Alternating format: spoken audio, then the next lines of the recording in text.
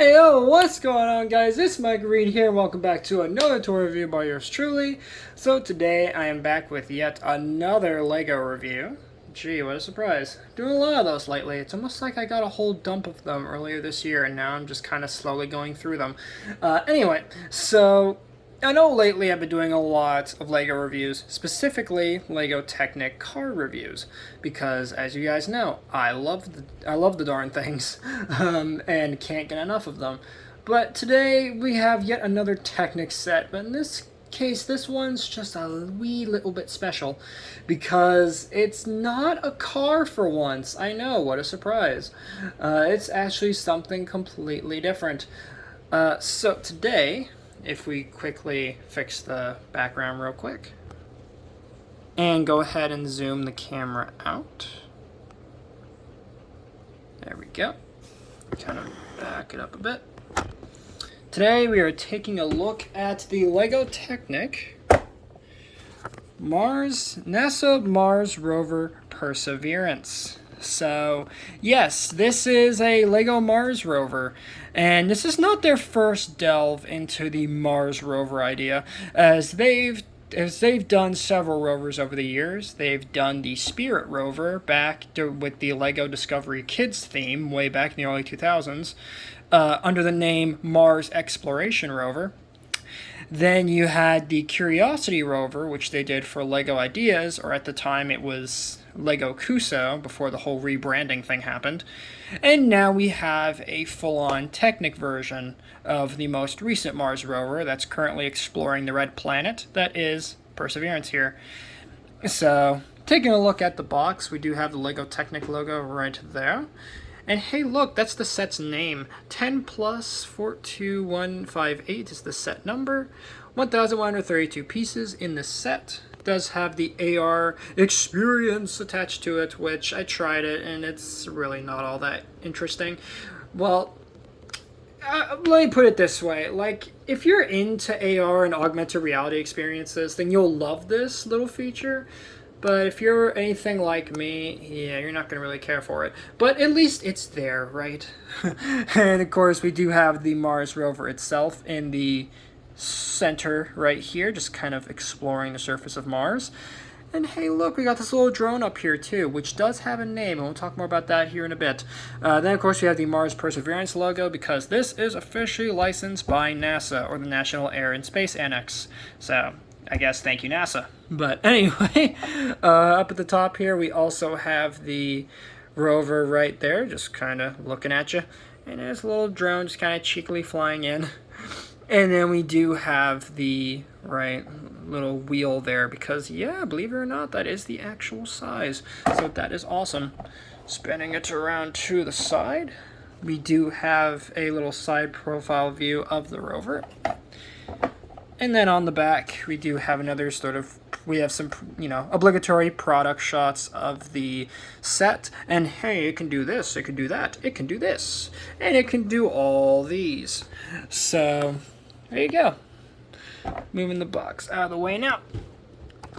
Let's go ahead and get into the set.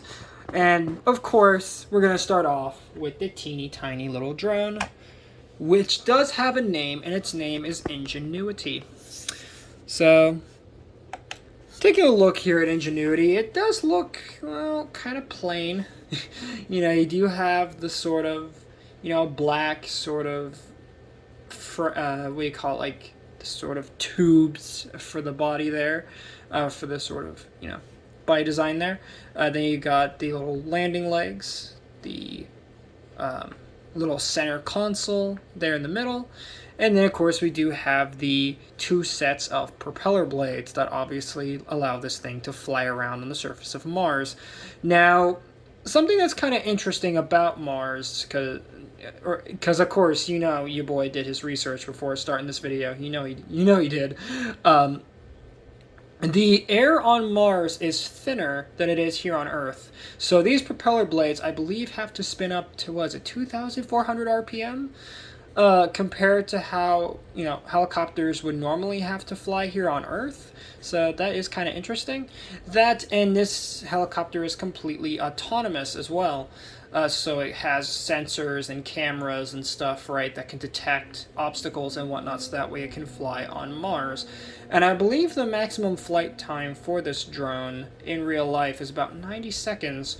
So yeah, that's a long time for a drone like this. And if you've ever seen video footage of this thing flying, or just the sound of it, it sounds like a lawnmower, like on juice. It's crazy how loud this thing is. But it's still super, super cool looking. So, taking a closer look at some of the stickers on this thing, you do get this little solar panel sticker up at the top. And as you kind of saw, the blades do in fact move, so you can, pretend that it's flying around on the surface of Mars. So that is pretty neat, right there. Of course, you do have this little center console type of where the brains and whatnot is of the vehicle right here, and it does have some nice foil stickers, nice gold foil stickers, even though they are very much dust and fingerprint magnets, so that is a bit of a problem. But other than that, it's a pretty neat little thing. So let me give you guys some quick facts on this little drone, as it is quite interesting, at least to me, and maybe it will be to you. So let's get right into it. So, Ingenuity, informally called Ginny, is a small autonomous helicopter presently operating on the planet Mars. It is part of NASA's Mars 2020 mission, and the helicopter arrived on the Martian surface attached to the underside of the Perseverance rover, which landed on February 18, 2021. The helicopter was deployed to the surface on April 3rd of that year. Both the rover and the helicopter began their mission on Mars at the Octavia E. Butler landing site near the western rim of the 28-mile, 45-kilometer wide G0 crater. Or at least that's how I pronounce it. I could be completely wrong about that. But anywho, so taking a look at some of the more specific details here. Of course, this thing was deployed on the 3rd of April of 2021 from the Perseverance rover. Of course, it's located at the G0 crater on Mars, and its first flight was on the 19th of April 2021 at 7:34 UTC, and its last flight, or at least the most recent one, was on the 4th of August of this year at 20:03 UTC. This thing has had a total of 54 flights since it's arrived on Mars, and the maximum flight time has been calculated to be 1 hour, 35 minutes, and 31 seconds. Cumulative. It's traveled horizontally 12.322 kilometers, 7.657 miles on Mars as of the 4th of August this year, and vertically it's traveled a maximum of 18 meters, 59 feet. And this is, of course, data coming straight from NASA itself, obviously. And the maximum speed of Ginny here is 15 miles per hour, 24 kilometers per hour. So, pretty relatively fast for what it is. So, on April the 19th, it made its first powered, controlled extraterrestrial flight by any aircraft. During its first flight, Ingenuity took off vertically, hovered, and then landed. It flew for a total of 39.1 seconds during that attempt. As of its most recent flight on August 4th of this year, the helicopter has flown a total of 1 hour, 35 minutes, and 31 seconds in 54 successful attempts over 837 days. The flights have demonstrated the helicopter's ability to fly in the extremely thin atmosphere of Mars, just 0.6% as thick as the air on Earth. It proved that flight was possible on other planets without the direct human control that the finite speed of light makes impractical, depending on the positions of the two planets. Radio signals take between 5 and 20 minutes to travel between the Earth and Mars.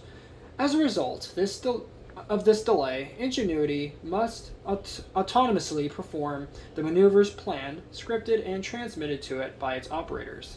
The helicopter was intended to perform a 30-sol technology demonstration, making 5 flights at altitudes ranging from 3.5 meters, 10.16 feet, for up to 90 seconds each. Before Ingenuity's first flight, Perseverance drove approximately 100 meters, 330 feet, away to create a safety buffer between itself and the helicopter. The success of Ingenuity's first flight was confirmed 3 hours after its completion by JPL, which live-streamed a view of Mission Control receiving the data.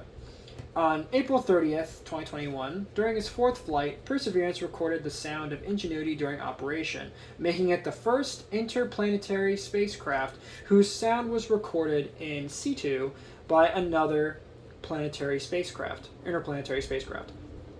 Excuse me. After a brief demonstration phase to prove its airworthiness, JPL commenced a series of flights designed to show how aerial scouting could aid the exploration of Mars and other worlds. In this operational role, Ingenuity now scouts areas of interest for the Perseverance rover. The helicopter's performance and resilience in the harsh Martian environment have greatly exceeded expectations. The aircraft surpassed its required altitude and flight duration specifications soon after beginning operations on Mars. This allowed Ingenuity to perform far more flights than were initially expected of the aircraft. It flew during the remainder of 2021 and into 2022. In March 2022, NASA announced that it would extend Ingenuity's mission and continue to fly the aircraft through at least September of that year. As of August this year, it continues to perform successful flights, providing scientific data and site scouting to Perseverance. Ingenuity was designed by the National Air and Space Annex's Jet Propulsion Laboratory, JPL, in collaboration with AeroVironment, NASA's Ames Research Center, and Langley Research Center. Contributors of key components include Lockheed Martin Space, Qualcomm, and Sol Aero. So yeah, all in all, pretty interesting little spacecraft. So, moving Ginny out of the way and quickly readjusting the camera angle and moving this out of the way, let's bring in what you all came here for. The Mars rover Perseverance. And here he is. And I know it doesn't look like much, but he's got some pretty sweet features to him. So right now he's kind of in his, how do you say this? His sort of compact form. So this is how he would look-ish when he was stored inside of the rocket ship that took him up to space to land on Mars. So let's go ahead and open him up into his complete form. So to do that, we'll just take his head here and just fold that up. Now there is a cheeky little gray pin, don't know if you guys can see that, right there that I do need to push into place. Now this is going to be tricky to do because I have to, I almost dropped the camera. I have to do this while, of course, having the camera there. So there we go, push that in. Then you just take his head, spin it all the way around, or its cameras, more accurately. And then that's pretty much that for Perseverance. So let me give you guys a better look at him. So just to kind of give a 360 view of him, he does look pretty sweet. Of course, you do have the wheels down there, which are exclusive to this set. Sadly, they are not rubber, they are just hard plastic, but they're still really neat looking wheels, and of course make a really cool sound when you're spinning them around on a table. Very neat. Then on the back, of course, you can see a little bit of the play features there, which we'll take a look at here in a second. And then spinning all the way back to the front. There you have a sort of front view of Perseverance. So now let's go ahead and take a look at this thing's play features. So first and foremost, this thing does in fact roll, as rolling things should. And it does have a bunch of stickers on it. So you got a sticker right there which says, hold on, I'm looking at this from the wrong angle. Let me spin it back around like that. There we go. So let me zoom in on that. So you have, that's a lot of explorers, it says right there. And then, of course, you do have some little stickers right there for the sort of antenna and communication modules right there. And of course, you do have some little control stickers right there because yes, this thing does have some, does have some control features to it. And then we do have some JPL stickers. Of course, NASA sticker right there. Don't know if you guys can see that, but NASA, there that is. And then on the other side, we do have a little JPL logo right there. And then right by his head, you do see a little, hold on, let me get a good angle of that. The United States flag right there, so that is pretty awesome. And then, of course, on the back there, you do have the NASA JPL logo right there. Now you guys can see that, but that is there. And we got another sticker right there for the solar panel. And a bunch of these little sort of, I'm guessing these are like IDs or something like that. So I guess NASA can figure out his orientation. That, or maybe those could be used to communicate with Ginny. But who knows? Now on the back here we got another sticker right there for his little controls, because yes, if you haven't noticed, he does have a giant robotic arm on the front, and yes, you can control it. And I will show you that right after we take a look at his steering features. So on the back, as you guys can see, there is a little knob. And if you have it pushed back like this is in its 360 rotation mode, which is in fact accurate to how the actual rover would steer on the planet Mars. So that's how you can kind of spin him around like that.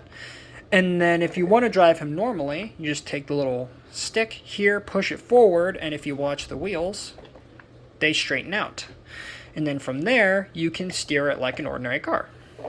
So you can kind of, make him go, you can make him steer left, make him steer right, or just make him go forward to explore the planet Mars. So that is pretty sweet. So let me see if I can get a top-down angle of this, so you guys can get a better look at how it steers. So if I turn it that way, it's going to steer that way. Turn it the other way. It's not going to steer to the left. And then to the right. Now, what does kind of suck, though, is that you do need to operate this little guy. Well, I say little, but he's actually more of a big guy.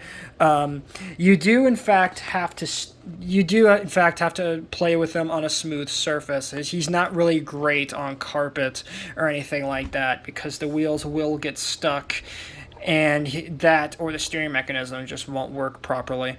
So there is that. There's also some suspension as well. So taking a look at this side, as you can see, if I push back on the rear pair of wheels, we can see the little bit of suspension working. Now, in theory, this would be used to help, get over rocks and whatnot on the planet Mars, on its very deserty, rocky surface. But here on Earth, it doesn't really work all that well. Yes, it does work if you're, trying to put it in some dynamic pose or whatnot. But if you're just driving him along, yeah, these wheels are just going to get all snagged and all flipped around, and it's just, it's not going to be good. That, and these rear, the front and rear wheels on each side, does have a tendency to pop out of place if you pull on them hard enough. Wish they would have been secured in better, but what are you gonna do? And then, of course, you do have the little suspension here on the back, so you can see you can angle him way up here like that, or have him go all the way down. He can do all kinds of stuff. So he is very, very posable. So that is excellent. Now to move on to the mechanical arm. So as you saw on the back, there are two different little mechanisms back there. So if I twist it this way, as you guys will see, it's going to push on some gears on the inside, and the mechanical arm will be pushed forward. Now it can go, let's see, about that far out, And then it can go inwards if we twist it the opposite direction. And of course this does take a while, but it can go in about that far. So getting it back out again.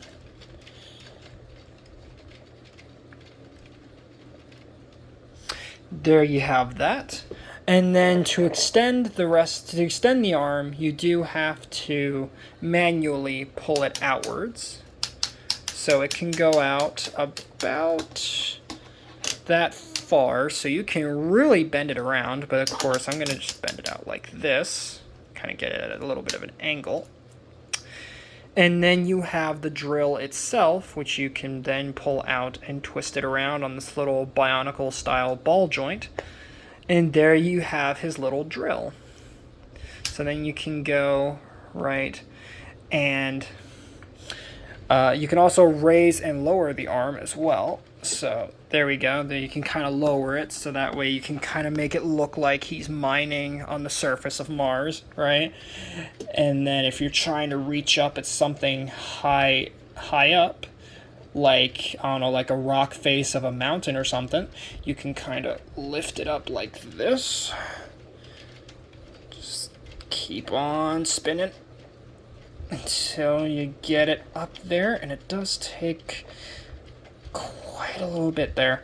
And what's nice is that the gear system is open, so you guys can see all that nice gearing there. So you can see the little gears and the worm gear and whatnot, spinning that up. So that way I can reach something higher up, or just kind of, or you could have him wave. You could have him wave as well if you wanted to, even though I don't know how you would make him wave, but I mean, you can kind of do it. But anyways, so that's pretty much it, sadly, for all the play features on the Mars rover itself. But that's not to say that there isn't, any other interesting factoids I can give you guys on this, because, oh, trust me, there's quite a bit. And one other thing I did forget to mention, if I just lower the arm again, you can kind of see some little stickers right there. In this case, that one says Perseverance right there. And then on the back of the arm, which is going to be tricky to show, I'm just going to have to lower the arm again. So give me 1 second. Also, alternatively, you can just use this little gear and kind of twist it downwards. You're not supposed to do it like this, but you can do it that way. It does have Mars 2020 on it, so that is pretty sweet. So I'm going to go ahead and do a quick jump cut, actually, to get the arm back in, because as you saw, it's going to take a while, so be right back. Alright, now that I finally went through the arduous process that is putting his stupid arm back in, let's go ahead and talk a little bit about Perseverance himself, shall we? So, Perseverance, nicknamed Percy, is a car-sized Mars rover designed to explore the G0 crater on Mars as part of NASA's Mars 2020 mission. It was manufactured by the Jet Propulsion Laboratory, JPL, same company, right, that made Little Ginny, and was launched on July 30th, 2020 at 11:50 UTC. Confirmation that the rover successfully landed on Mars was received on February 18th, 2021 at 20:55 UTC. As part of the as of the 25th of August this year, Perseverance has been active on Mars for 893 sols, 918 Earth days, or 2 years, 6 months, 2 years, 6 months, and 7 days, since its landing. Following the rover's arrival, NASA named the landing site Octavia E. Butler Landing. So, of course, this is a Mars rover. It's owned by NASA, or the National Air and Space Annex, and the manufacturer, as we just talked about, is Jet Propulsion Laboratory, or JPL. Now, the dimensions of the real-life rover are 9 feet 6 inches by 8 feet 10 inches by 7 feet 3 inches. The dry mass of the rover is 1,025 kilos, or 2,260 pounds. And then the communication is the UHF 400 megahertz 2 megabits per second, and the X-band 7 to 8 gigahertz 800 bit per second communications. Then for the power, you have the MMRTG 110 watt power source, and it was brought to Mars by the Atlas V 541 rocket. And then, of course, for the instruments, we'll talk more about these in a bit. We have a cache cam, 2 EDLCs, 8 has cams, a Mastcam Z, Meta, microphones, Moxie, 4 nav cams, Pixel, Rimfax, Sherlock, and Supercam. And of course, for the history, this was launched on July 30th, 2020 at 11:50 UTC from Cape Canaveral SLC 41. And then was deployed on February 18th, 2021 at 20:55 UTLC from the Mars 2020 EDLS. The location is 18.447 degrees north, 77.402 degrees east in the G0 crater on Mars. And it traveled 19.51 kilometers, 12.12 miles as of the 6th of August this year. So, the Perseverance rover has 4 main science objectives that support the Mars Exploration Program's science goals. So first, it's looking for habitability. Identify past environments that were capable of supporting microbial life. Seeking biosignatures. Seek signs of possible past microbial life in those habitable environments, particularly in specific rock types known to preserve signs over time. Caching samples. Collect core rock and regolith soil samples and store them within the rover and on the Martian surface as a backup for delivery to a future sample return rocket. And of course, the most exciting, preparing for humans. Test oxygen production from the Martian atmosphere. In the first science campaign, Perseverance performs an arcing drive southward from its landing site to the CETA unit to perform a toe dip into the unit to collect remote sensing measurements of geologic targets. After that, it will return to the crater floor fractured rough, or CFFR, to collect the first core samples there. Passing by the Octavia E. Butler landing site concludes the first science campaign. The second campaign will include several months of travel towards the Three Forks, where Perseverance can access geologic locations at the base of the ancient delta of the Neritva River. Probably butchered the pronunciation of that. As well as ascend the delta by driving up a valley wall to the northwest. NASA considered nearly 60 proposals for rover instrumentation. On July 31st of 2014, NASA announced the 7 instruments that would make up the payload for the Mars rover Perseverance. The Mars Oxygen ISRU experiment, MOXIE, is an exploration technology investigation to produce a small amount of oxygen, O2, from Martian atmospheric carbon dioxide, CO2. On April 20th, 2021, 5.37 grams of oxygen were produced in an hour, with 9 more extractions planned over the course of 2 Earth years to further investigate the instrument. This technology could be scaled up in the future for human life support or to make the rocket fuel for return missions. Next up is the Pixel, or Planetary Instrument for X-ray Lithochemistry.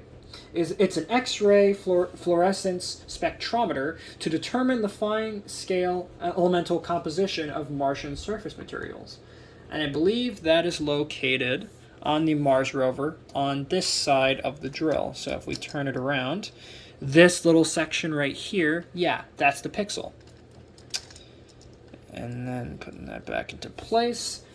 Next, we have the Radar Imager for Mars Subsurface Experiment, RIMFAX. It is a ground penetrating radar to image different ground densities, structural layers, buried rocks, meteorites, and to detect underground water ice and salty brine at 10 meters, 33 feet deep. The RIMFAX is being provided by the Norwegian Defense Research Establishment, also known as the FFI.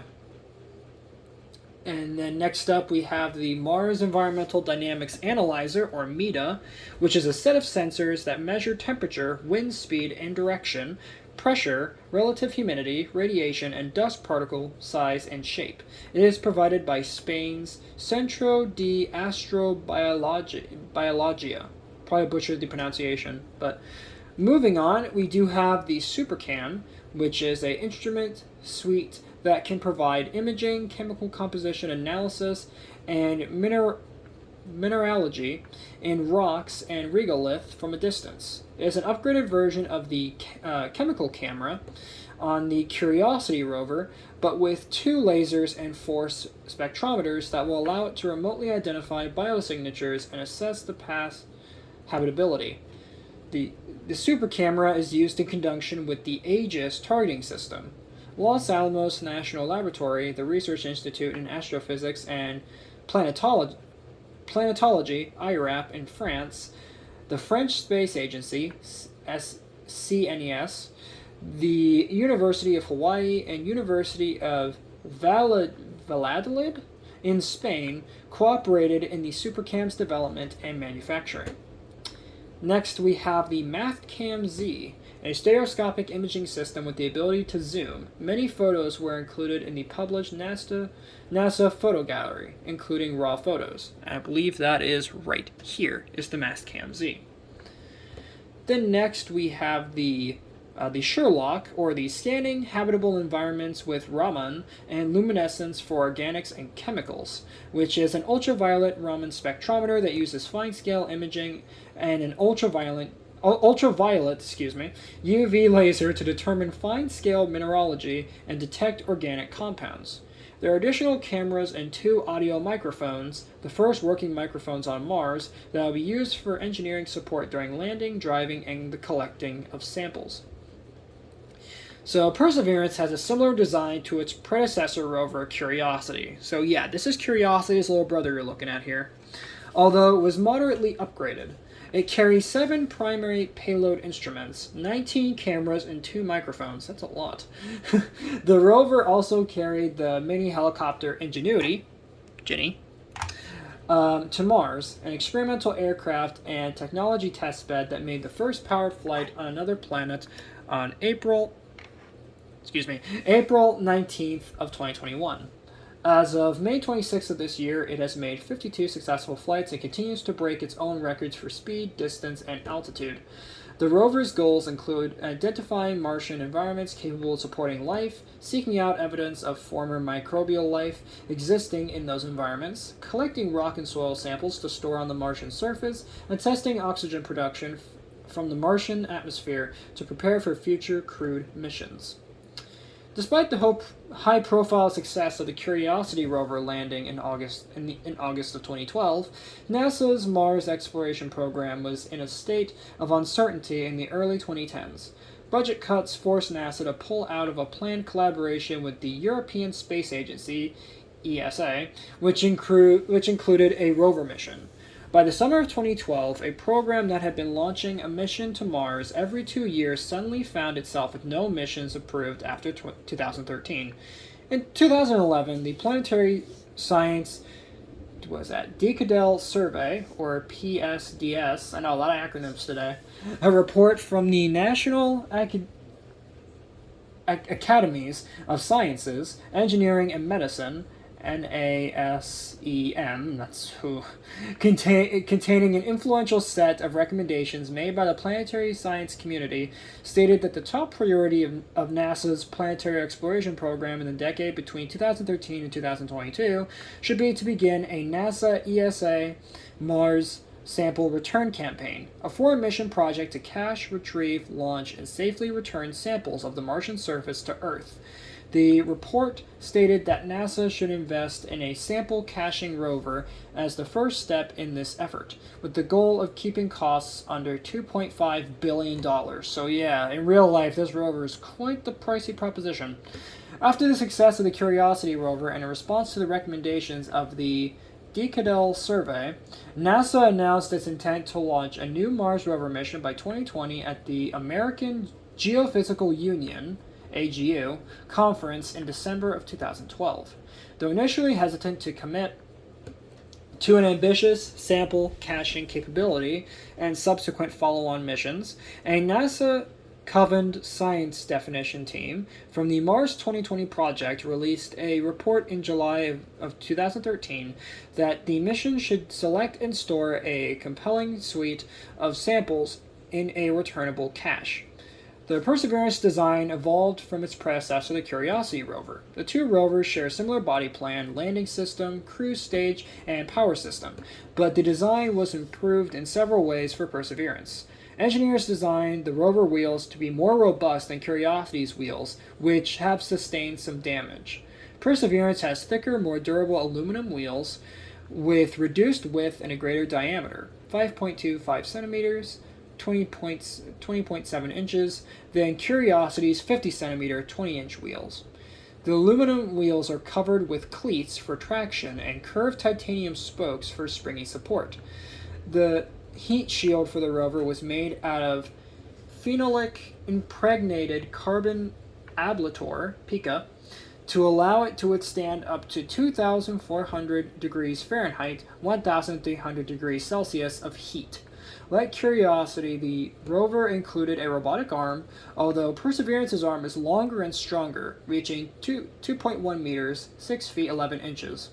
The arm hosts an elaborate rock coring and sampling mechanism to store geologic samples from the Martian surface in sterile caching tubes. There is also a secondary arm hidden below the rover that helps store the chalk-sized samples.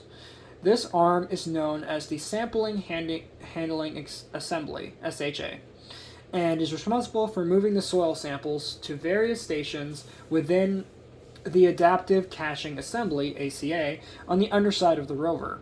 These stations include volume assessment, measuring the length of the sample, imaging, seal dispensing, and hermetic seal stations, among others. God, I cannot read today. Owing to the small space in which the SHA must operate, as well as low requirements during sealing activities, the sample caching system is the most complicated, most sophisticated mechanism that we have ever built, tested, and readied for spacecraft. Or space flight. See, I can't read today. The combination of larger instruments, new sampling and caching system, and modified wheels make Perseverance heavier, weighing 1,025 kilos, 2,260 pounds, compared to Curiosity at 899 kilos, 1,982 pounds, a 14% increase. Huh. Go figure. The rover's radioscope thermoelectric power generator, MMRTG, has a mass of 45 kilograms, 99 pounds, and uses 4.8 kilos, 11 pounds of plutonium-238 oxide as its power source. The natural decay of plutonium-238, which has the half-life of 87.7 years, gives off heat, which is converted to electricity, approximately 110 watts at launch. This will decrease over time as its power source decays.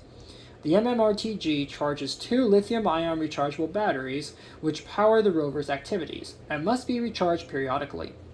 Unlike solar panels, the MMRTG provides engineers with significant flexibility in operating the rover's instruments even at night, during dust storms, and through the winter.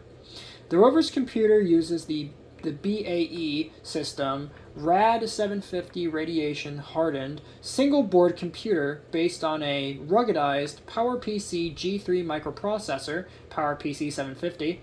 The computer contains 128 megabytes of volatile DRAM and runs at 133 megahertz. The flight software runs on the VxWorks operating system, is written in C, and is able to access 4 gigabytes of NAND non-volatile memory on a separate card. Perseverance relies on 3 antennas for telemetry around Mars. All of which are relayed through craft currently in orbit around Mars. There we go. The primary UHF antenna can send data from the rover at a maximum rate of 2 megabits per second. 2 slower X-band antennas provide communications redundancy. So, as you mentioned before, JPL built hold on. There we go. JPL built a copy of the Perseverance, a twin rover used for testing and problem solving.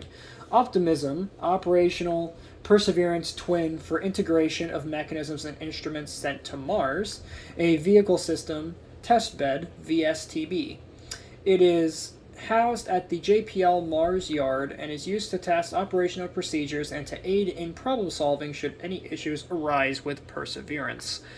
So, there's quite a bit on this thing for what it is.